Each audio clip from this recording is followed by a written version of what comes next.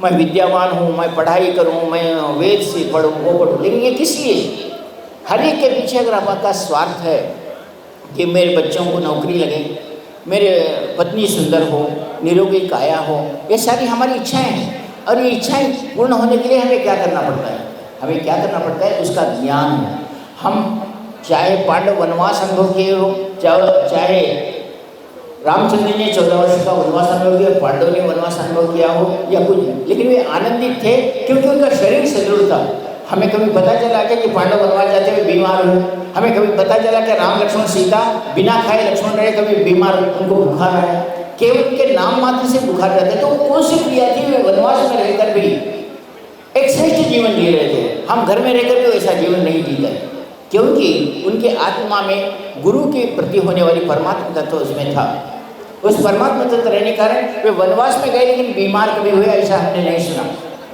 न कोई उनको शेर ने आकर मारा खा गए, ऐसा भी हमने नहीं सुना।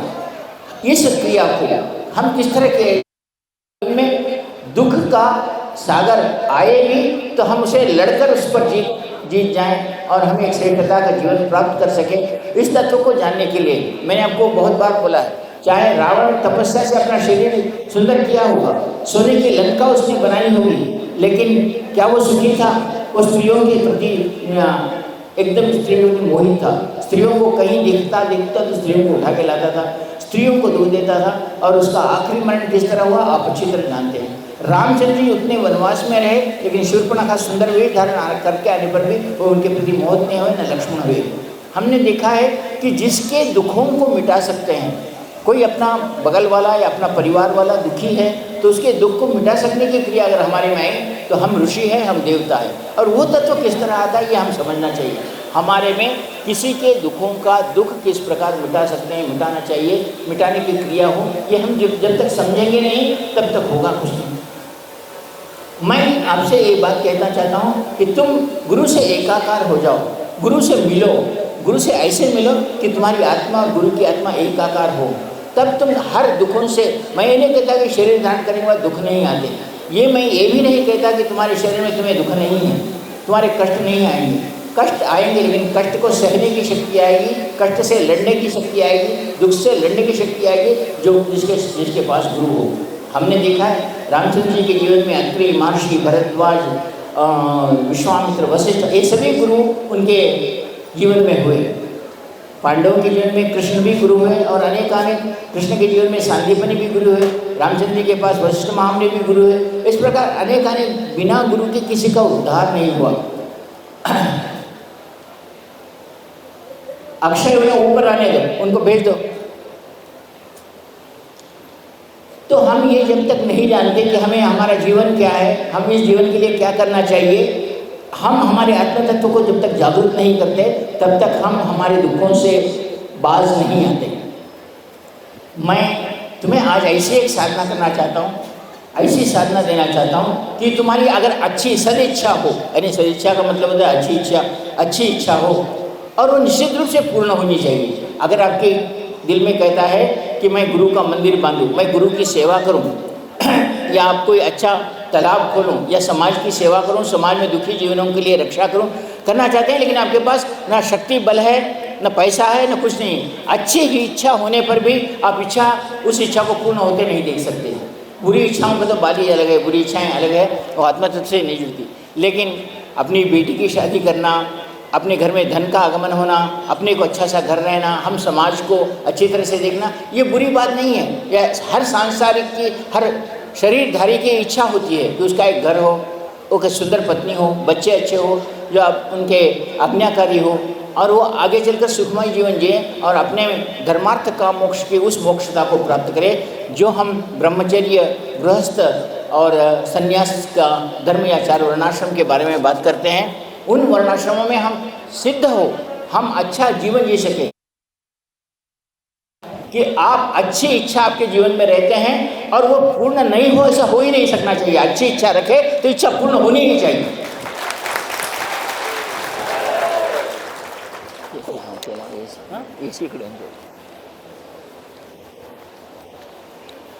हम सदैच्छा रखे और पूर्ण ना हो तो फिर हम देवता का बुरी इच्छा रखते हैं तो उसका नाश होना चाहिए, लेकिन आजकल उल्टा हो रहा है कलयुग में।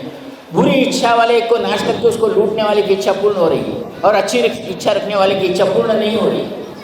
और इसके लिए क्या करना चाहिए कि अगर एक योग्य गुरु हो और आप में अच्छी इच्छा है कि मैं मंदिर बांधूँ, मैं लोगों की सहायता करूं, गरीबों की सहायता करूं, गरीबों को घर मान कर दूं, इसमें भी अड़चन निर्माण करने वाले प्रकृति के साथ साथ हमें सारे लोग अड़चन निर्माण करते हैं। सदिच्छा हो, अच्छी इच्छा हो और वो इच्छा हमारी पूर्ण हो, और उस अच्छी इच्छा को पूर्ण करने के लिए हम कैसा जीवन जिए और उसके लिए क्या करें, हम इस बात को जब तक नहीं जानते तब तक हमारे जीवन का कोई मतलब ही नहीं रहा।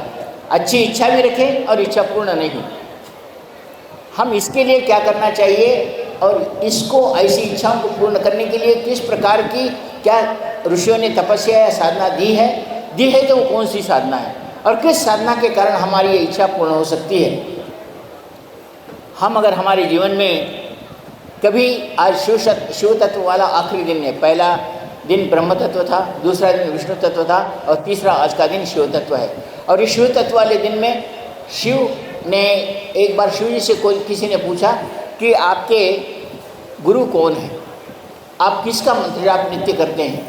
एक बार एक ऐसे ही साधु शिव जी को प्रत्यक्ष करिए और शिव जी को उन्होंने पूछा कि हे शिव जी, आप ऐसा करो कि आप रोज़ किसके योग माया योग लगाकर साधना करते हुए आपने तपस्या करते हुए बैठते हो, तो आप किस देवता की साधना करते हो ये तो बताओ।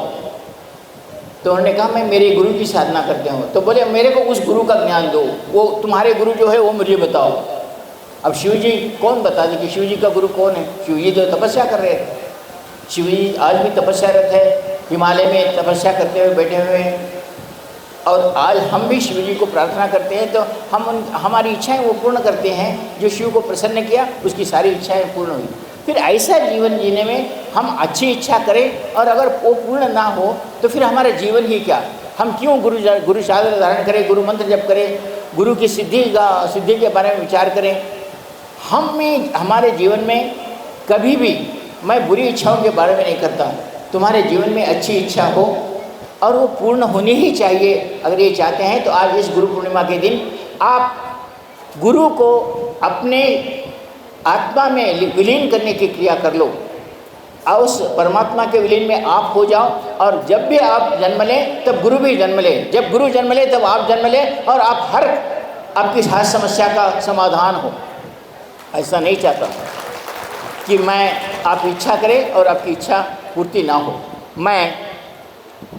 जैसे हमने देखा है कि भीष्म को इच्छा मृत्यु की साधना थी, क्योंकि वे एक अच्छे व्यक्तित्व थे और उन्होंने गुरु को धारण किया था। भीष्म के गुरु परशुराम थे और उन्होंने गुरु को अपने शरीर में धारण किया था। गुरु की आज्ञा का एक मिनट के लिए भी वो पालन करना नहीं छोड़ते थे और उसमें उन्होंने उनको इच्छा मृत्यु प्रदान की थी। ऐसे ही बहुत सारे साधक हैं जिनको इच्छा मृत्यु थी, इच्छा मृत्यु के साथ अपनी इच्छा के साथ जीना या मरना जानते थे। आज हम इच्छा मृत्यु की तो बात नहीं करता, लेकिन आपको इतना ज़रूर कहता हूँ कि आप अच्छी इच्छा करें और वो तुम्हारी इच्छा पूर्ण हो। ऐसे इसके लिए क्या करना चाहिए। हमने देखा है कि द्रौपदी का जब चीरहरण हो रहा था, पांडव भी बैठे हुए थे और दुष्टद्युम्न, भीष्म, द्रोणाचार्य आदि सभी लोग बैठे हुए थे, लेकिन कोई भी द्रौपदी के चीरहरण को रोक नहीं सका। क्यों ऐसा हुआ कि उनको गलती लगा।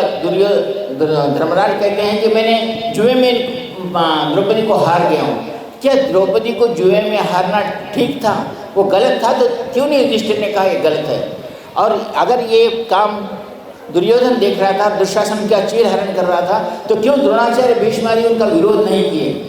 ये नहीं करने के कारण उनको कितनी भी मृत्यु हो, कृष्ण को उनको मृत्यु के घाट उतारना पड़ा। अगर वे तब सहायता करते द्रौपदी की तो आज ये स्थिति उनकी भी नहीं होती।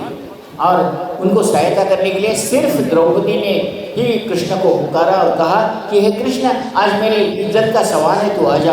और कृष्ण 1 मिनट में दौड़ के उनकी इज्जत की, उनकी लज्जा को रोका और उनको एक आनंद प्रदान किया। क्या हमारे जीवन में भी ऐसी कोई क्रिया है कि हमारी लज्जा को लूटे और हम पुकारे हुए आगे हमारी इच्छा हमारे को सहायता कर सके। ऐसा कौन है हमारे जीवन में इस प्रकार की सहायता करने की क्रिया? हम पुकारे और देवता सुनता। आज हम बहुत सारे, तुम सब लोग बैठते हो, गुरु जी मैंने 5 सवा लाख मंत्र जप किया। 5 सवा लाख मंत्र का अर्थ क्या होता है?